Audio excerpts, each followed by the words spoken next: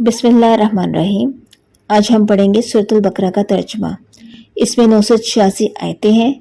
सूरतुल बकरा मदीना में नाजिल हुई और 40 रुकू हैं। शुरू अल्लाह के नाम से जो बड़ा मेहरबान और नहायत रहम वाला है। अलिफ लाम मीम। ये किताब ऐसी है जिसमें कोई शुबा नहीं, राह बतलाने वाली है खुदा से डरने वालों को।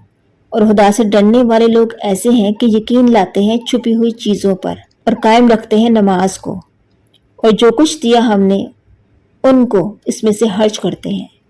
और वो लोग ऐसे हैं कि यकीन रखते हैं इस किताब पर भी जो आपकी तरफ उतारी गई है, और इन किताबों पर भी जो आपसे पहले उतारी जा चुकी हैं, और आखिरत पर भी वो लोग यकीन रखते हैं।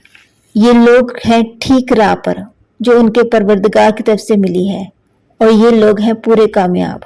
बेशक जो लोग काफिर हो चुके हैं बराबर है उनके हक में, वह आप उनको डराएं या ना डराएं, वो ईमान नहीं लाएंगे।